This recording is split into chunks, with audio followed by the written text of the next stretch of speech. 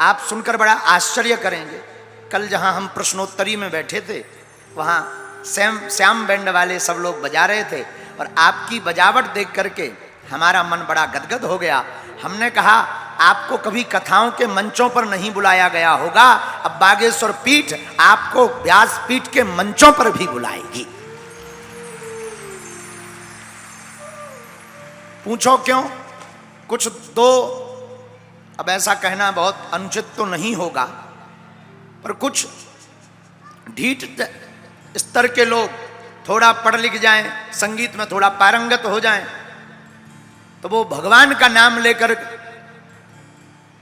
शायद है दो चार लोग हैं जो अपनी परंपरा को जीवित रखे हैं, वरना सीधा गाना प्रारंभ कर देते हैं। पर श्याम जो बैंड बाजे वाले हैं, हमारे भारत में जितने भी वाद्य यंत्र बजाने वाले लोग हैं, उनमें आज भी संस्कार जीवित है। ओम जय जगदीश हरे से आज भी वो अपना वाद्य यंत्र प्रारंभ करते हैं।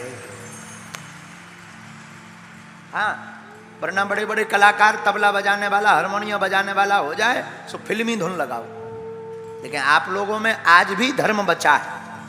इसलिए हम जो है, हमने कहा कि आपको चलना है और हम मंच पर आपको बुलाएंगे, क्योंकि संसार ने किस दृष्टि से आपको देखा वो भगवान जाने। हम तो मानते हैं संगीत ही एक सहारा है जिससे प्रभु को पाया जा सकता है। हाँ, और आज की इस कथा में हमारे बड़े ही प्रिय कथा यजमान श्री तिवारी जी के बगल में बहुत ही अच्छे एक और तिवारी जी जुड़ गए। तिवारी तिवारी दो जुड़े, वैसे ही एक तिवारी 100 पे भारी, अब दो तिवारी 2000 पे भारी। तो दूसरे बगल में वर्तमान में वैसे तो राजपीठ में मेंबर ऑफ पार्लियामेंट हैं, पर बागेश्वर धाम के एक सुगंधित पुष्प हैं, बागेश्वर बगिया के एक खिलते खिलखिलाते हुए पुष्प हैं। भोजपुरी के श्री पंडित श्री मनोज तिवारी जी भी आज कथा में श्रवण करने आए हैं। और हम तो आपकी गायकी के और आंसू कविता के, आपके पास जो कृपा है वो आंसू कविता। आंसू कविता का मतलब होता है जो देख करके वही कवित्व में धारा प्रवाहित कर दें, ऐसी कृपा आपके ऊपर भगवती सरस्वती और दुर्गा कुंड वाली माता और शीतला माई की है। सत्य सनातन धर्म की, बागेश्वर धाम की।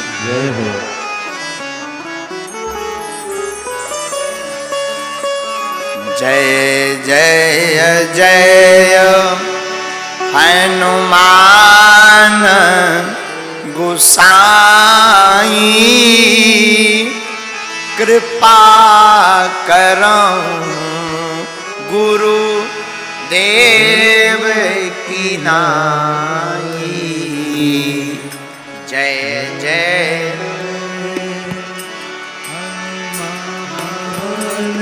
गोसाई, कृपा करो देव की नाई। श्री राम जय राम, जय जय राम, श्री राम जय राम, जय जय राम, श्री राम जय राम। साधु जी जय जय राम, बोलो। श्री राम जय राम, जय जय राम। तो हम आपको बता रहे थे कि भगवान की बड़ी अनुकंपा है। 7 दिन की नवरात्रि के पावन पर्व में भागवत कथा सुनने बैठे हैं, पर विषय बहुत अच्छा है। विषय क्या है? मुरली का बजाना तो खेल भी है, पर धनुष उठाना खेल नहीं।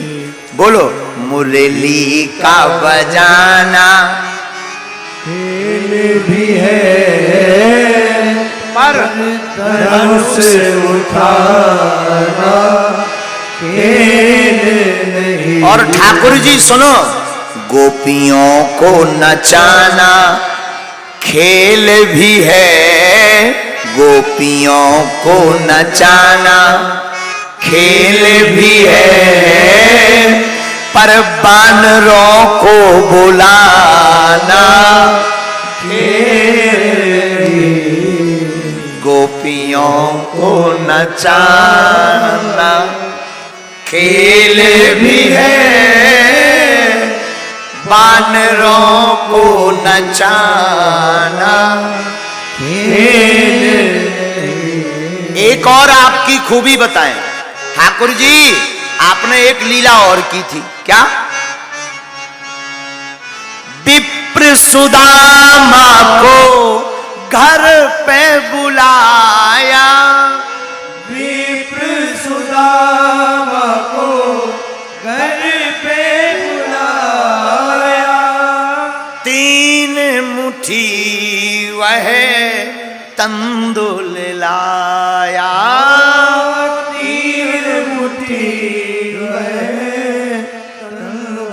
इस कथा में भगवान ठाकुर जी से विषमता क्या कर रहे हैं?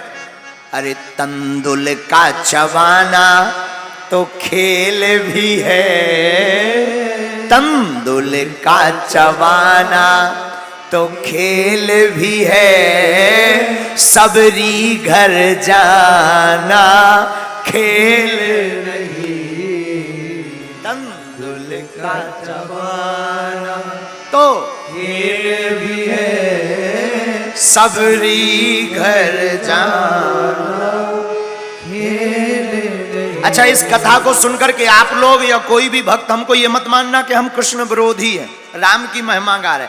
नहीं नहीं नहीं, हम भगवान के विरोधी बिल्कुल नहीं। भागवत कथा कर रहे हो, हम भी ठाकुर जी के ही हैं, लेकिन हम तो कवि गोस्वामी बिंदु जी के उद्देश्य पर चलने का कोशिश कर रहे हैं। क्या? दास रघुनाथ का नंद सुत का सखा, कुछ इधर भी रहा कुछ उधर भी रहा। दास रघुनाथ का नंद सुत का सखा, कुछ इधर भी रहा कुछ उधर भी रहा। सुख मिला श्री अवध में और ब्रजवास का, कुछ इधर भी रहा कुछ उधर भी रहा। और अंतिम पंक्ति शायद इस कथा के लिए लिखी हो गोस्वामी जी ने। अंतिम पंक्ति है उनकी, बिंदु दोनों तरफ, बिंदु दोनों तरफ ले रहा है मजा, बिंदु दोनों तरफ ले रहा है मजा, कुछ इधर भी रहा कुछ उधर भी रहा। ऐसे ही ये कथा 7 दिन की। बंसी का बजाना तो खेल भी है। भगवान में विषमता क्या बताई हमने? विषमता कोई ऐसी नहीं कि शास्त्र से अलग बताई। जो जो राम जी छोड़कर गए वो भगवान कृष्ण ने पूरा किया, और ठीक उल्टे हैं। कल हमने आपको भागवत में बताया कि वैसे तो आप लोगों ने पढ़ा कि हनुमान जी कहां रहते राम जी के? रघुपति प्रिय भक्तम। हनुमान जी तो राम जी के चरणों में रहते, लेकिन कभी भागवत पढ़ना, कृष्ण भगवान की लीला को देखना, तो राम जी के चरणों में रहने वाले हनुमान जी कृष्ण भगवान के सिर पर रहे महाभारत काल में, ध्वज के ऊपर बैठे रहे। राम जी कितने भाई? 4। भगवान कितने? 8। भगवान कृष्ण 8। ठीक उल्टे। राम जी दिन में 12 बजे जे ठीक उल्टे हैं, जो रात के अंधेरे में घटा टोप अंधेरे में 12 बजे। राम जी का एक विवाह है, ठाकुर जी के अनेक विवाह है। ये भगवान का आनंद है, यही भगवान का विनोद है। लेकिन इन विषमता में भी समता भी है। बोले समता क्या? जामवंत मंत्री अति बूढ़ा। हमने आपको 3 समताएं बताई थी राम जी में, भगवान कृष्ण में। क्या समानताएं हैं? 3। एक समानता थी कि भगवान राम ने भी सबसे पहले राक्षसी को मारा था, और भगवान कृष्ण ने भी सबसे पहले राक्षसी को मारा था। राम जी ने मारा था चाची ताड़का को, भगवान कृष्ण ने सबसे पहले जिन्हें मारा वो मौसी पूतना को मारा। दूसरी समानता क्या है? हनुमान जी राम अवतार में भी थे और कृष्ण अवतार में। तीसरी, जामवंत जी राम अवतार में भी थे और भगवान कृष्ण अवतार में भी थे। तो कल हम हनुमान जी तक पहुंच गए थे, आज जामवंत जी तक पहुंचे। लेकिन एक बात, आज की कथा का सूत्र है, चिंता करोगे तो जल्दी मर जाओगे, चिंता करोगे तो जल्दी मर जाओगे, पर गोविंद का चिंतन करोगे तो संवर जाओगे। है? इसलिए चिंता नहीं, चिंतन करो। चिंतन किसका? रघुनाथ जी का, ठाकुर जी का। और क्यों दोनों का हम क्यों कह रहे हैं? कथा तो खींचातानी की हो रही, पर दोनों का क्यों कह रहे हैं? बस एक गीत के कारण। जग में सुंदर हैं दो नाम, चाहे कृष्ण कहो या राम, बोलो राम राम राम, बोलो श्याम श्याम श्याम, बोलो राम राम राम, बोलो श्याम श्याम श्याम। जग में सुंदर हैं दो नाम, चाहे कृष्ण कहो या राम, बोलो राम राम राम, बोलो। गाओ, सब गाओ, ताली बजाते, बोलो राम राम राम, बोलो श्याम श्याम श्याम। माखन ब्रिज में एक चुरावे, एक बेर भिलनी के खावे,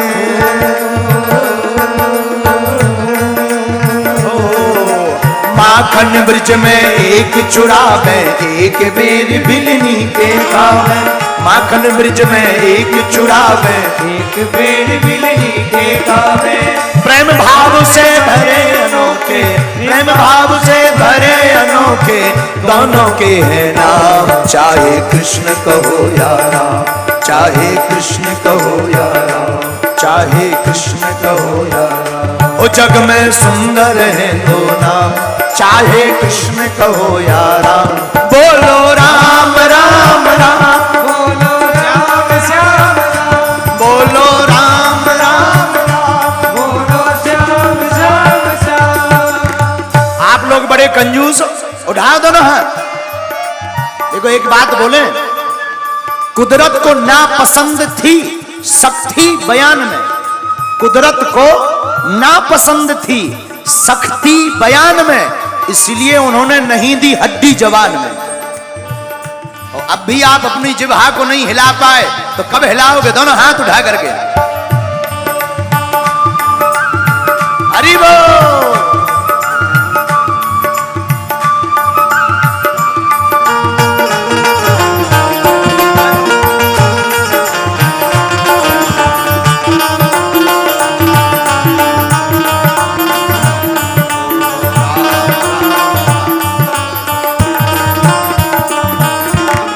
एक राधिका संग राजे, एक जानकी संग विराजे,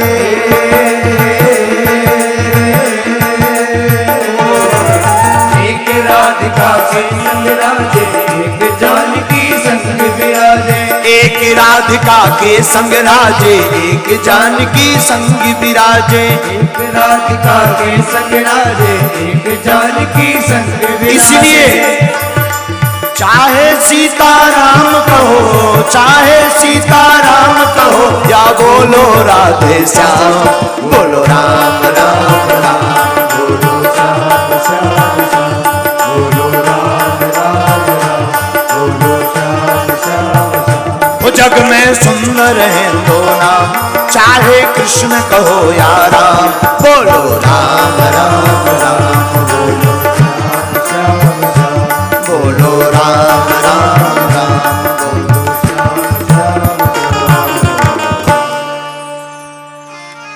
साधक कहते हैं चिंता करोगे तो मर जाओगे, गोविंद का या राम जी का चिंतन करोगे तो संवर जाओगे। भगवान का नाम संवरने का सहारा है, भगवान की कथा निखरने का सहारा है। एक संत बहुत अच्छी बात बोलते थे, बोले मैं दुनिया में जाता हूं तो बिखर जाता हूं, मैं दुनिया में जाता हूं तो बिखर जाता हूं, लेकिन तेरे दर पर आता हूं तो निखर जाता हूं। है? क्या अद्भुत बात है। भगवान का ही एक ऐसा दर है जहां आप निखर सकते हो। भक्ति बिना भगवान नहीं। रघुनाथ जी और भगवान कृष्ण की समानता की लीलाओं में अगर हम आपको कहें तो श्री जानकी मां और श्री राधा जी दोनों ने ही दुख पाए। एक विचित्र बात ये, हमारी मां जानकी मैया को भी 2-2 बार वन जाना पड़ा और श्री राधिका मैया को भी 100 साल का वियोग सहना पड़ा। 100 साल तक भगवान के बिना भगवान से दूर रही। वैसे तो राधा और कृष्ण में अंतर नहीं है, जैसे राम और कृष्ण में अंतर नहीं, वैसे श्री राधा जी और भगवान कृष्ण में भी अंतर नहीं है। अच्छा, एक संत कह रहे थे, महाराज भगवान के नाम में माताओं का नाम आगे क्यों आता है? हमने कहा माताएं बड़ी ममतावान होती हैं, अगर भगवान ना भी सुने पर माता जी को अगर पुकार लो तो भगवान को सुनना ही पड़ता है। इसीलिए तो हर नाम में राधे श्याम, सीताराम, हमारी माता जी का नाम आगे है। लेकिन अब श्री राधा जी के वियोग के साथ हम आपको अपनी भवानी मां श्री जानकी मैया के वियोग की चर्चा बताते हैं। एक बार तो मां जानकी मैया रघुनाथ जी के साथ वनवास गई, लेकिन मां जानकी को केवल एक बार वनवास नहीं मिला, मां जानकी को 2-2 बार वनवास मिला। 2-2 बार मां जानकी जी को वनवास मिला। लंका में सताते रहे क्रूर आतताई वृंद, लंका में सताते रहे क्रूर आतताई वृंद, बाल किंतु चिंता की कृपा की ना कृपाण की।